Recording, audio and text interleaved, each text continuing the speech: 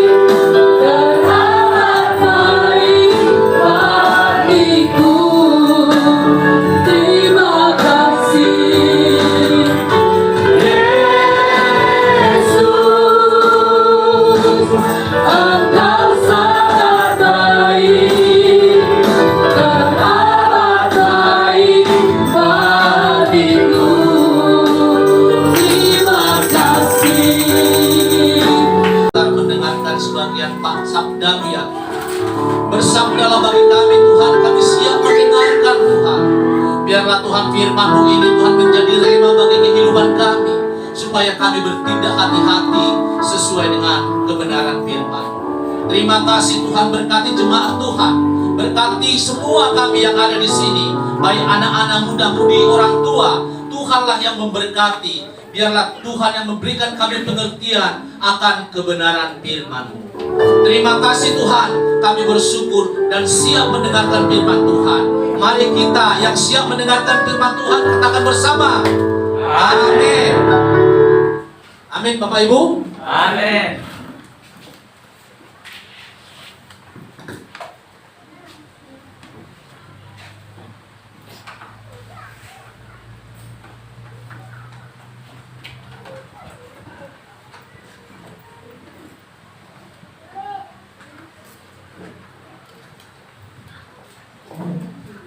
Haleluya Bapak Ibu. Haleluya. Ada sukacita kita. Amin. Amin.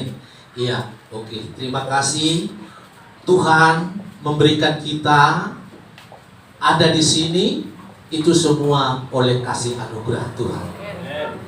Kalau tanpa Tuhan, kita pasti di luar sana menginginkan, melakukan keinginan-keinginan kedagingan yang tidak berkenan kepada Tuhan. Tetapi karena Tuhan, Roh-Nya yang ada di dalam hidup kita semenjak kita menerima Yesus Kristus sebagai Tuhan dan Juru Selamat, maka Roh Kudus itu diam di dalam hidup kita sehingga kita ada di sini itu oleh perbuatan-perbuatan Roh Tuhan. Amin. Iya. Terima kasih Ibu Ambar. Saya baru lihat Ibu Ambar sudah sekian lama. Saya rindu sebenarnya, Bu. Tuhan memberkati Ibu, kesaksian Ibu ya. Haleluya.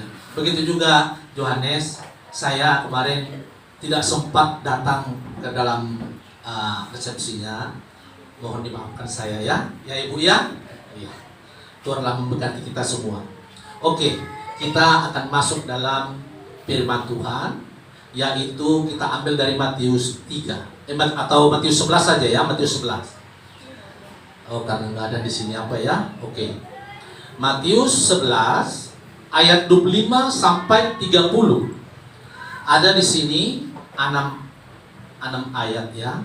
Saya yang ganjil atau pertama, saudara yang genap, dan juga kita berganti-gantian membacanya. Ada amin Bapak Ibu? Oke.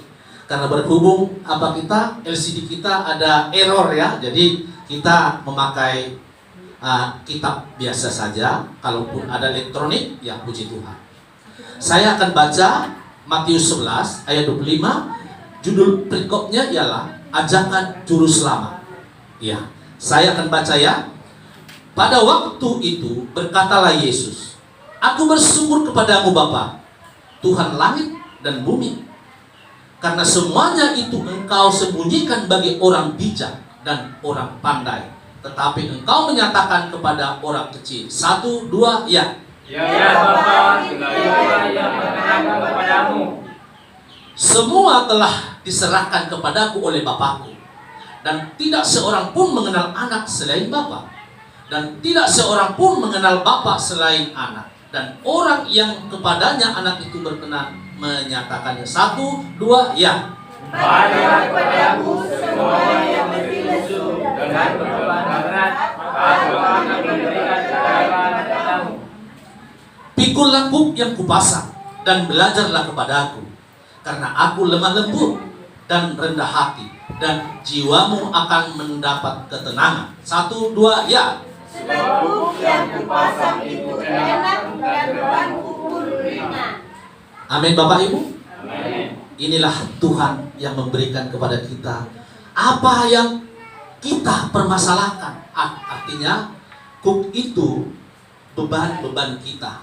Ya, jadi memang di sini ayat yang kita sorot ialah bagaimana Yesus berkata, marilah kepadaku, hai yang letih lesu dan beban berat, saya dan saudara. Pada waktu kita ada problem masalah, kita ada beban-beban itu. Amin. Tetapi setelah kita datang kepada Yesus, kita serahkan semua permasalahan itu kepada Tuhan, maka Dia setia dan adil. Dia akan mengangkat semua beban-bebanmu, semua beban-beban kita, kalau kita serahkan kepada Tuhan.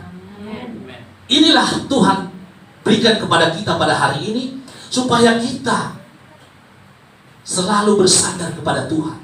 Apapun problem kita, apapun permasalahan kita, kalau kita datang dan menyerahkan kepada Tuhan, berlutut di kaki Tuhan, maka Tuhan itu setia.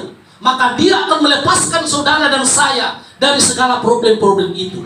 Pertanyaannya, apakah kita mau datang kepada Tuhan kalau kita ada problem masalah? Tetapi saya percaya, kita ada anak Tuhan, kalau ada problem masalah, pasti kita mencari Tuhan lebih dahulu. Ada amin? Inilah kita yang telah diselamatkan Tuhan. Oke, saya akan baca dulu dari Hidup 5. Pada waktu itu berkatalah Yesus, aku bersyukur kepadamu Bapa, Tuhan langit dan bumi, karena semuanya itu engkau sembunyikan bagi orang bijak dan orang pandai, tetapi engkau menyatakan kepada orang kecil. Artinya di sini Bapak Ibu, maka dikatakan orang yang berhikmat yang ada di dalam dunia ini akan dipermalukan oleh orang-orang yang terhikmat di dalam dunia ini, tetapi dia dipakai Tuhan. Amin. Inilah Tuhan. Maka dikatakan di sini, bukan kepintaran, bukan kekuatan kita datang kepada Tuhan, bukan. Tetapi kalau kita datang kepada Tuhan dengan rendah hati, kalau kita melakukan firman-Nya, inilah yang Tuhan sukakan dalam hidup kita.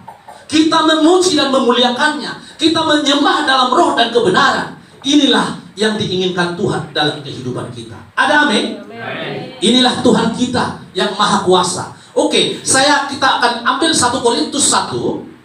Apa dikatakan orang yang bodoh di dalam dunia ini akan mempermalukan orang-orang berhikmat yang ada di dalam dunia ini. Artinya, kalau kita yang tidak kurang mampu, tetapi kita dipakai Tuhan, inilah yang dikatakan mempermalukan dalam dunia ini. 1 Korintus 1 ayat 27 sampai 29 saya bacakan. Ada Bapak Ibu? Dapat? Amin? Oke. Saya bacakan. Tetapi apa yang bodoh bagi dunia dipilih Allah untuk mempermalukan atau memalukan orang-orang berhikmat. Dan apa yang lemah bagi dunia dipilih Allah untuk melakukan apa yang kuat, memalukan yang kuat.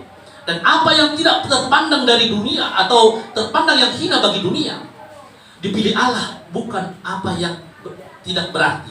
Dipilih Allah untuk meniadakan apa yang berarti, supaya jangan ada seorang manusia pun yang membanggakan dirinya di hadapan Allah.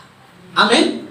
Inilah yang Tuhan inginkan dari kita. Sekalipun kita artinya tidak seperti profesor atau doktor atau di luar sana yang banyak menyesatkan, tetapi kalau kita renungkan firman Tuhan siang dan malam, kita minta pimpinan dari Roh Kudus, maka Dia akan memberikan hikmat bijaksana bagi kita. Kalau kita mengandalkan Tuhan, maka Tuhan itu akan memberikan hikmat yang luar biasa bagi kita. Apa yang kita tidak tahu, Tuhan memberikan pengetahuan bagi kita. Tetapi maka dikatakan pada zaman dahulu, nabi-nabi, baik itu semua yang diutus Tuhan, ingin melihat bagaimana Mesias itu. Artinya Mesias itu yang diurapi, ya, Kristus. Jadi ingin melihat, tetapi siapa yang melihat Dia? Hanya Simon, yaitu yang melihat Dia. Sebelum aku melihat, aku tidak mau dipanggil Tuhan. Tetapi apa? Dia melihat, dia sekalipun dia masih bayi dilihatnya, dia sudah bahagia dan menghadap Tuhan dengan sukacita. Tetapi kalau kita sebagai anak-anak Tuhan, sekalipun kita Bapak Ibu, boleh dikatakan ya, tidak semua orang yang berteologi ya. Puji Tuhan, saya tidak berapa lama lagi ya selesai. Tapi ya puji Tuhan, saya tidak mengandalkan kekuatan, bukan. Tapi saya hanya mengandalkan Tuhan. Hanya Tuhan. Tanpa Tuhan saya tidak bisa berbuat apa-apa, Bapak Ibu. Tanpa Tuhan saya tidak bisa berdiri di tempat ini. Kalau saya tanpa Tuhan, saya sudah berkeliaran di luar sana. Tetapi karena kasih Tuhan yang saya responi, yang saya inginkan, sehingga saya dipanggil dari kegelapan menuju terangnya yang ajaib. Kita yang sedahulu, yang masa depan kita di dalam Tuhan. Ada amin? Perlu Bapak Ibu kita ketahui, bukan masa depan kita bukan hanya di dalam dunia ini. Kalau kita berharap hanya di dalam dunia ini, Bapak Ibu, kitalah yang paling malang di antara manusia. Pengharapan kita ialah kehidupan yang kekal. Karena kita di dalam dunia ini, kita bisa lihat berapa tahun kita yang ada di dalam dunia ini, Bapak Ibu. 80 sudah bonus, Bapak Ibu. Setelah itu kemana? Bukan jutaan tahun, bukan ribuan tahun, bukan 1 miliar, tapi firman Tuhan berkata selama-lamanya, forever. Jadi apa yang kita banggakan di dalam dunia ini? Tidak ada, Bapak Ibu. Untuk apa kita bermegah? Kita pakai mobil Mercy, kita pakai mobil mewah, kemana-mana bisa kita ikut ke Amerika, ke seluruh dunia.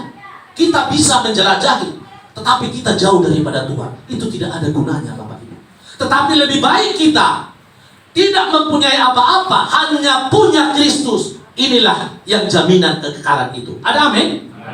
Inilah yang direbut atau orang-orang ahli-ahli Taurat yang ingin menggagahinya, tetapi mereka mengandalkan kepintaran dan kekuatan, sehingga mereka dikecam Yesus Kristus. Hai ahli-ahli Taurat, orang-orang Farisi dan orang-orang Saduki, mereka dikecam Tuhan karena mereka hanya melakukan ibadah-ibadahnya biasa atau kebiasaan-kebiasaannya. Tetapi firman Tuhan mengatakan, kalau kita sudah di dalam Tuhan, jangan khawatir, Bapak Ibu. Inilah jaminan kita. Jadi apa yang dikatakan, karena saya katakan tadi, tidak seorang pun yang pernah melihat Allah. Amin, Bapak Ibu. Coba boleh baca satu orang, yaitu saya pilih dulu yang baca. Ibu Regar lah dulu bacanya ya. Yohanes 1 ayat 18.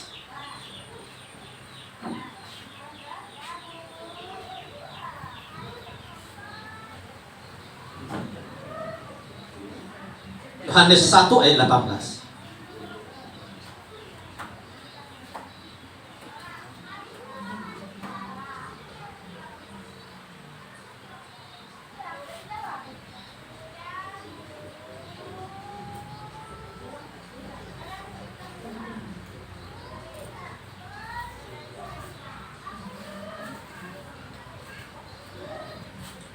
Yohanes 1 ayat 18.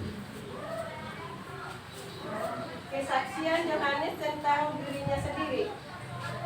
Dan inilah kesaksian Yohanes ketika orang Yahudi dari Yerusalem. Maaf Bu, Yohanes 1 apa? Yohanes 1 ayat 18 itu. Karena di sini tidak seorang pun.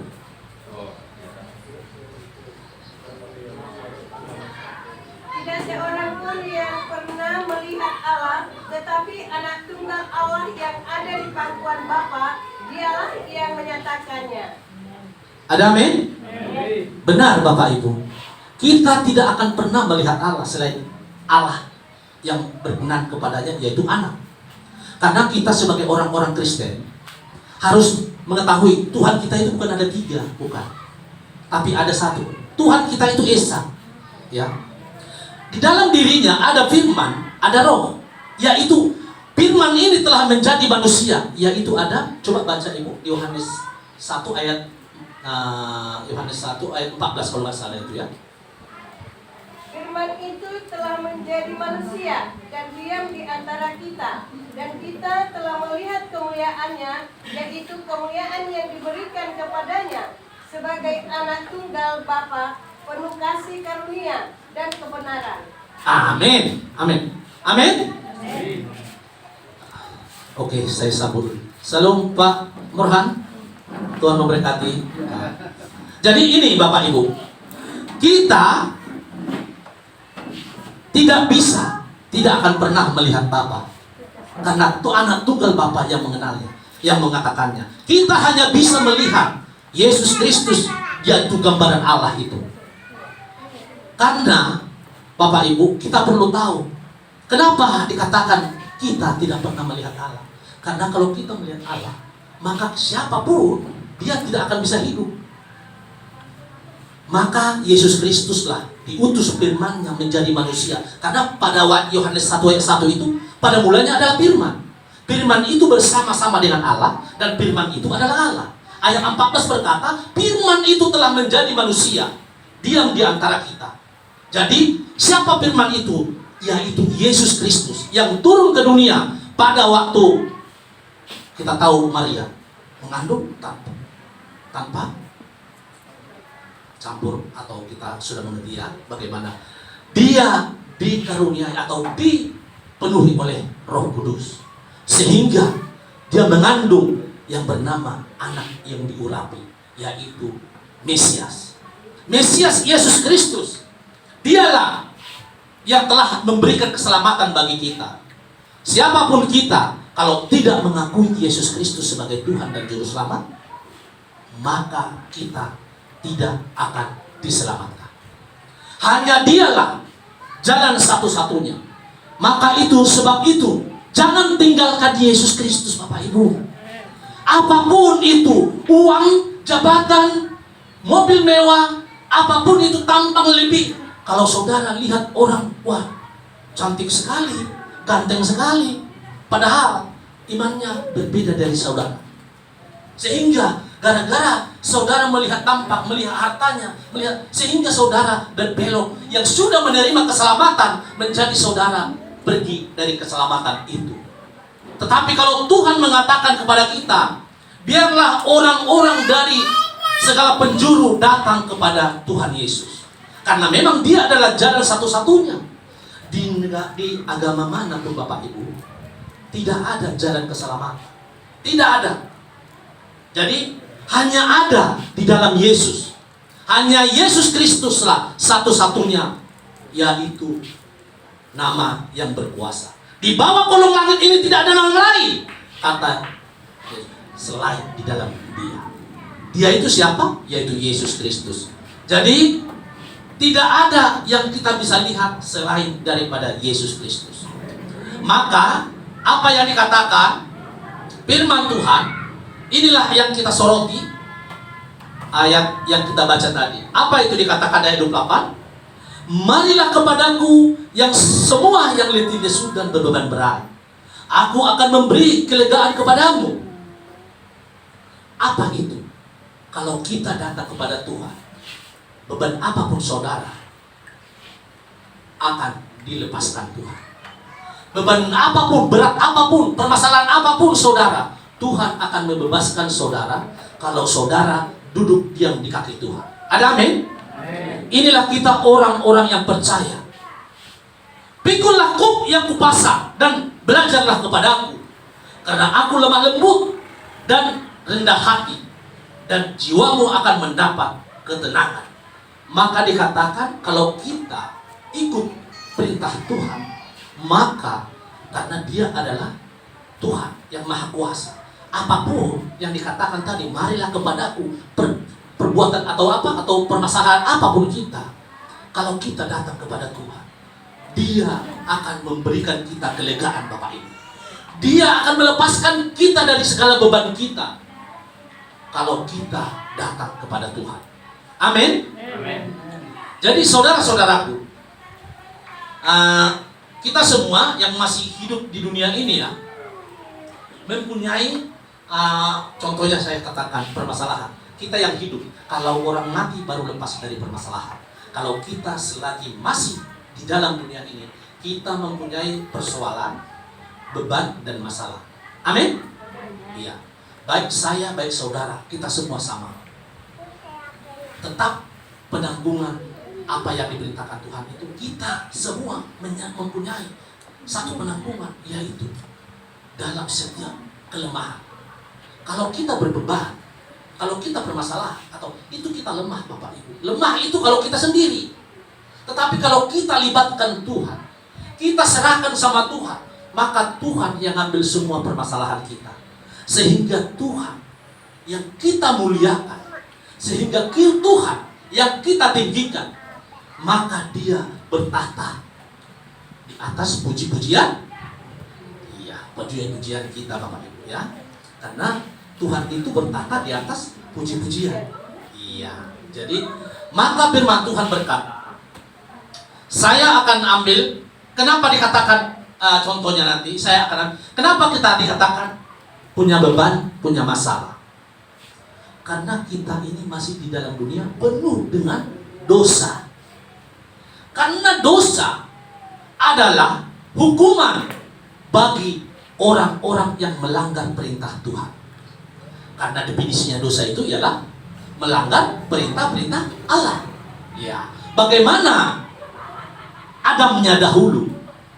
Adam dan Hawa itu suci, kudus, yaitu di Taman Eden.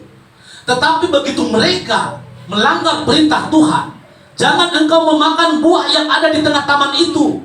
Apabila engkau memakannya, engkau akan mati. Tetapi Adam lebih mendengarkan suara-suara yang ada definisikan dalam zaman sekarang, yaitu iblis ya. Ular tua itu adalah definisinya zaman sekarang, yaitu iblis. Oleh sebab itulah, kalau di dalam dunia ini keturunan Adam, kita ini keturunan Adam. Sebelum kita menerima Yesus Kristus sebagai Tuhan, kita berada di dalam dosa-dosa. Jadi kalau kita berada di dalam dosa-dosa, berarti kita punya beban, masalah dan persoalan. Kalau Tuhan Bapak Ibu tidak punya beban, bagaimana Adam dan Hawa waktu di Taman Eden? Mereka tidak suka hati mereka makan buah apa? Mereka tidak, matanya tidak terbuka karena pengetahuan. Mereka hanya patuh. Maka sebab itulah waktu ada dosa, karena definisi dosa tadi melanggar perintah Allah, mereka melanggar perintah Allah, sehingga mereka sadar apa yang terjadi. Mereka melanggar, memakan buah itu yang Tuhan katakan jangan memakan buah itu, sehingga mereka ada di dalam dunia. Kitalah, saudara dan saya, adalah keturunan Adam. Tetapi setelah kita menerima Yesus Kristus, semua dosa-dosa kita telah ditanggungan di kayu salib oleh Yesus Kristus. Ada amin? Yang sebenarnya kita adalah yang mati di kayu salib, tetapi Yesus Kristus datang ke dunia, yaitu yang tadi kita baca Yohanes 1 ayat 14 itu. Dia datang ke dunia mengambil rupa seorang manusia, mati di kayu salib, bahkan taat sampai mati di kayu salib. Dialah yang menebus kita dari segala dosa. Ada firman Tuhan berkata, coba ya kita baca dulu, Ibu Iren lah kalau bisa ya. Ibu Iren bisa baca 1 Petrus 2 ayat 24.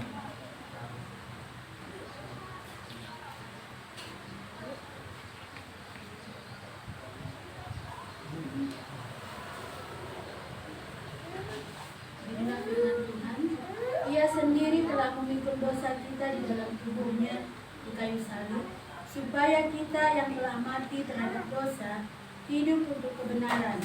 Oleh bilu-bilunya kamu telah sembuh. Ada amin? Inilah kita waktu belum Yesus Kristus dimuliakan. Kita ini manusia-manusia berdosa. Kita ini manusia-manusia yang dimurkai Tuhan. Tetapi Yesus Kristus menjadi substitusi kita. Dia telah menjadikan kita berharga di mata Tuhan, memperdamaikan kita dengan Elohim, sehingga kita bisa bersekutu. Ya Abah, ya Bapa.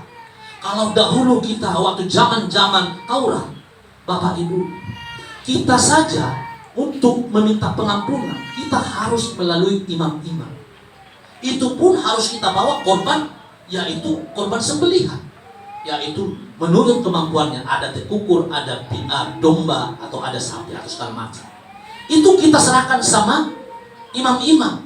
Imam-imam lah yang memperdamaikan kita kepada Elohim. Karena tanpa darah tidak bisa ada pengampunan. Maka Yesus Kristuslah datang mencurahkan darahnya di Kalvari, menumpahkan darahnya, dia dipaku di kayu salib untuk memberikan pengampunan bagi kita. Untuk apa dia digantung di kayu salib? Ini adalah untuk melepaskan kita dari segala kutuk keturunan atau dosa waris dan dosa keturunan. Semenjak Adam dan Hawa jatuh ke dalam dosa, kita mempunyai dosa-dosa keturunan. Tetapi setelah kita menerima Yesus Kristus, segala dosa keturunan, dosa perbuatan, Tuhan telah tanggung di kayu salib. Begitu mulianya, begitu bahagianya kita, karena Yesus Kristus telah menebus kita. Ada amin? Maka itu Bapak Ibu, janganlah kita melepaskan Yesus Kristus dalam hidup kita. Kalau saudara jatuh, itu soal biasa. Itu kita di dalam dunia. Kalau saudara jatuh, jangan tunggu lama-lama Bapak Ibu. Tinggalkan jalan-jalanmu yang jahat itu. Back up atau rest up, datang back ke Kristus. Dia sanggup mengampuni kita. Dia sanggup memberikan kita jalan keluar, yaitu melalui darahnya di kayu Kalvari. Dia adalah Tuhan yang benar dan Tuhan yang hidup Bapak Ibu. Janganlah kita ragu. Kalau kita ada ragu-ragu, mari kuatkan dirimu. Imankan kamu adalah keturunan Abraham di dalam iman. Kamu adalah berhak menerima janji itu. Karena kita ini adalah buatan tangan Tuhan yang sama. Oleh sebab itu, Tuhanlah Yesus Kristus yang telah memberikan kita keselamatan. Memang Bapak Ibu, kita perlu tahu, dahulu waktu Yesus Kristus datang ke dunia, memang benar firman Tuhan. Dia datang kepada bangsa Israel. Ya, kita ini siapa? Tidak termasuk hitungan. Tetapi oleh karena keteguran tengkukannya bangsa Israel, dia datang kepada kepunyaannya. Dia datang kepada milik kepunyaannya. Tetapi milik kepunyaannya tidak mengenal dia, tidak menerima dia, bahkan menyalibkan dia. Sehingga menjadi nyatalah kuasa Tuhan. Diberikanlah keselamatan bagi kita melalui darahnya. Yang dahulu kita tidak masuk hitungan, yang jauh dari hadapan Tuhan, yang sebenarnya kita adalah kena murka Tuhan, tetapi oleh kasih karunia-Nya melalui anaknya yang tunggal, yaitu Yesus Kristus, yang memperdamaikan kita di kayu salib, sehingga kita sampai sekarang ini orang Kristen telah menerima keselamatan. Ada amin? Karena Yesuslah maka ada keselamatan. Tanpa Yesus tidak ada yang diselamatkan. Saudara melakukan korban apa, itu tidak jadi pengampunan hidup yang sempurna. Yang tiap tahun dilakukan oleh orang-orang untuk korban atau korban binatang, kita tahu lah ya, tapi tidak usah kita katakan di sini.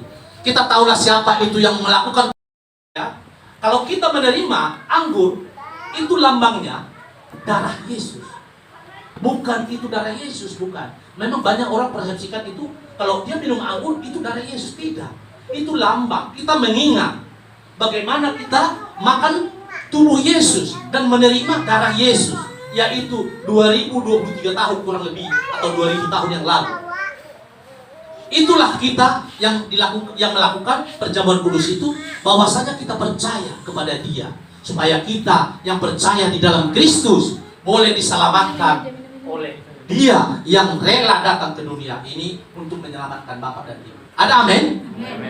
Inilah Bapak Ibu. Jadi saya katakan, kalau kita sudah diselamatkan oleh Tuhan.